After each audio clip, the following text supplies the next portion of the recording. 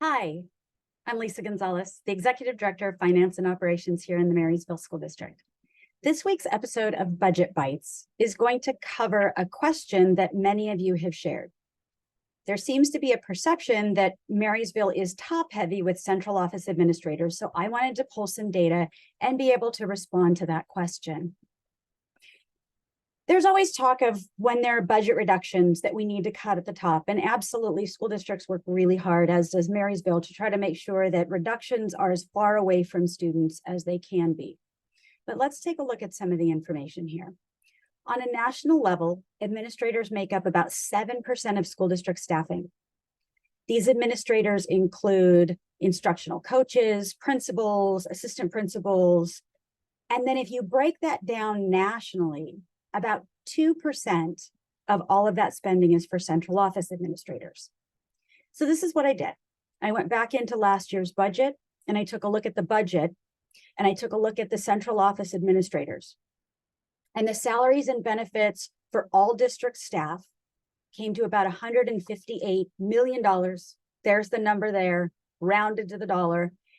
And then when we pulled the salaries and benefits for just the central office administrators, it came to $2.7 million. So in essence, the national average for spending is about 2%. We're at about 1% here in Marysville. Excuse me, 1.7% here in Marysville. And so what I also wondered was, what if we took all those funds for central office administrators and we just gave those to teachers and salaries? The average teacher would receive about $291 each month. And if we spread that amount amongst all the employees in the district, they'd get about $173 per month. And some of our employees are 10 months, some are 11 months. We just assumed the amount for 12 months would be $173 a month, except here's all the work that would need to get done by all those other people in the district for no additional pay other than that $173 a month. Everything related to the management of payroll, accounting, budgeting, all of the work that we do in human resources, anything we do for negotiations, all of our work on enrollment, state reporting that goes with that,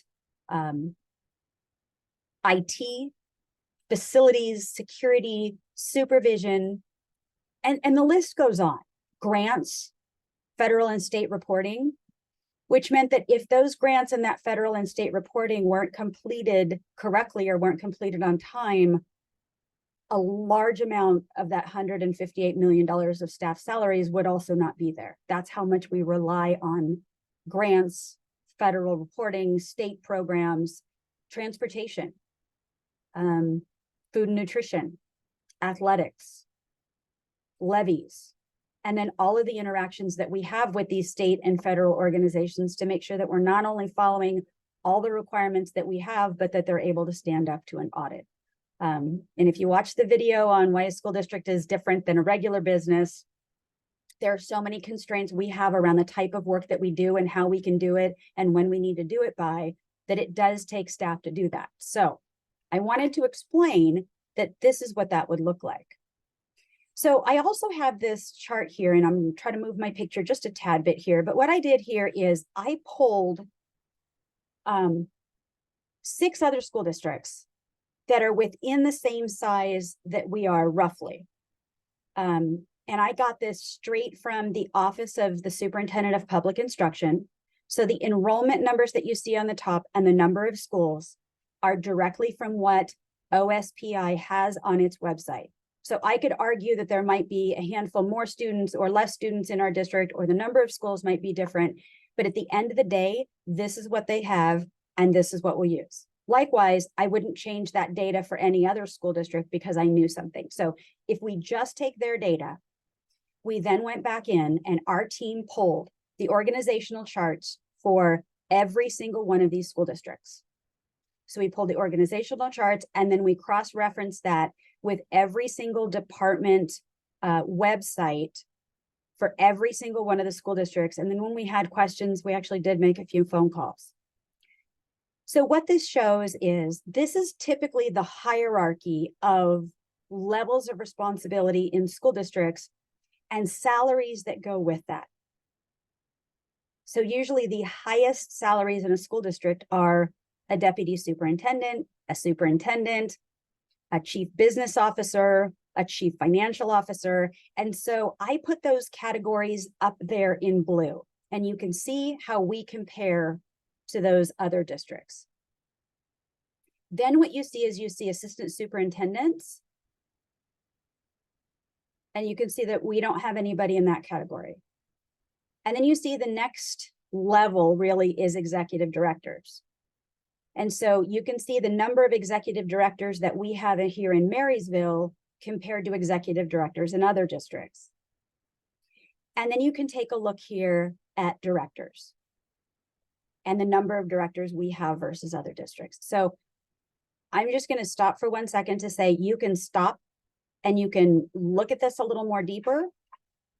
So freeze the playing that you're watching on this video and really take a look at some of these other positions. For example, one of the things that we recently did in our district is we now have security and safety combined with facilities maintenance and grounds. So a very heavy lift for one person when other districts have multiples of these.